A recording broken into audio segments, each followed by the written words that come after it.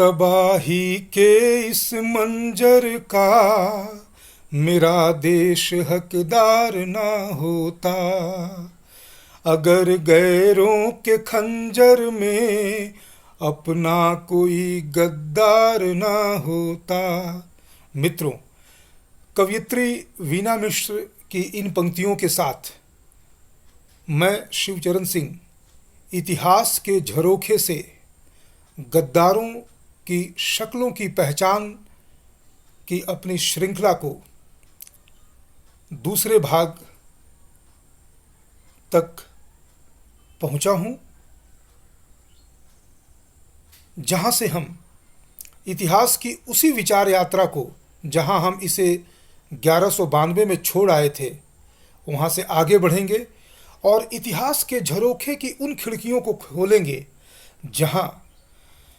वे खिड़कियां कुछ बदसूरत शक्लों को,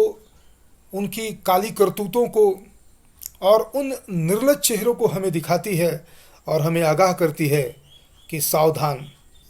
ये वही खंजर हैं जिन्होंने हमारे देश के पीठ पर घावों की फेहरिस्त पर घाव दर घाव पेबस्त करते चले जा रहे हैं।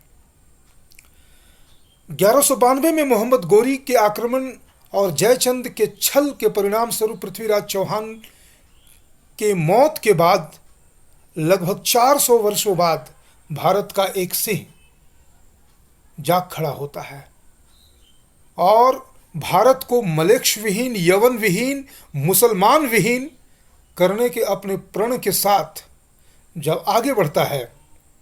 तो एक निर्लज गद्दार देशद्रोही मान सिंह उस सिंह के रफ्तार को 1576 के हल्दी घाटी की युद्ध में धीमी कर जाता है और फिर से एक बार हमें बता जाता है कि आंधी फिर से जिंदा है। दाहिर सेन को मारने वाले मोहम्मद बिन कासिम का साथ देने वाले सरदारों की शक्ल में आज भी जिंदा है गद्दार। जयचंद आज भी जिंदा है और इस बार उसका नाम मान सिंह हो गया है। समय का पहिया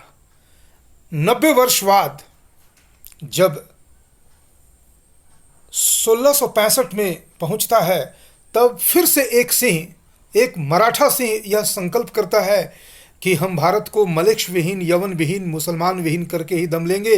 तब फिर से एक बार इन गद्दारों की श्रृंखला में एक नई शक्ल आ जाता है, लेकिन उसके मंसूबे पुराने होते हैं। अंदर से वह वही आंधी, वही सरदार, वही जयचंद, वही मान सिंह होता है, सिर्फ नाम बदलकर जय सिंह हो जाता है और शिवाजी के उस प्रण को फिर से पुरंदर के युद्ध में धीमी कर जाता है। सिलसिला अगर रुक जाता तो हमें लगता कि इनकी पहचान हो चुकी है, लेकिन नहीं,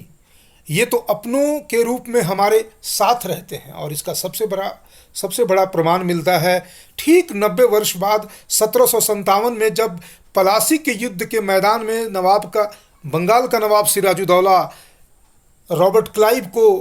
परास्त करने के उद्देश्य से खड़ा होता है।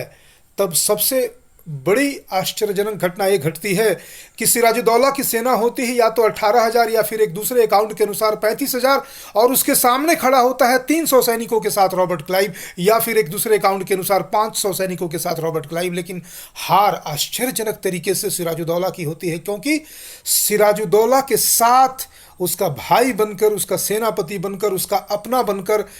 दूसरे के खंजर को हाथ में पकड़ने वाला और कोई नहीं, वही आंधी, वही सरदार, वही जयचंद, वही मान सिंह, वही जय सिंह एक नई नाम, नई शक्ल के साथ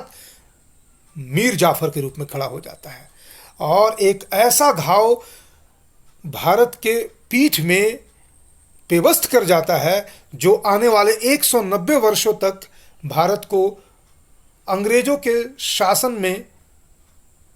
से लड़ते हुए, संघर्षरत होते हुए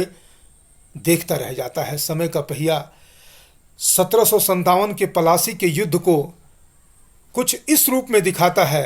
कि हम हतप्रत रह जाते हैं। समय का पहिया घूमता हुआ 190 वर्षों बाद भी पहुंचता है। मित्रों, इन 190 वर्षों में सैकड़ों नहीं, हजारों नहीं, लाखों लोगों ने अपनी कुर्बानी दे दी स्वाधीनता संग्राम की बलि वेदी पर। लेकिन इस बीच में कई गद्दार भी सामने आए और 47 में भी आए, 47 के बाद भी आते रहे, उनकी पहचान होती रही। और आज जब हम इन बातों को 2020 के जून के इस महीने में कर रहे हैं, तब भी उनके नामों की चर्चा हो रही है। मैं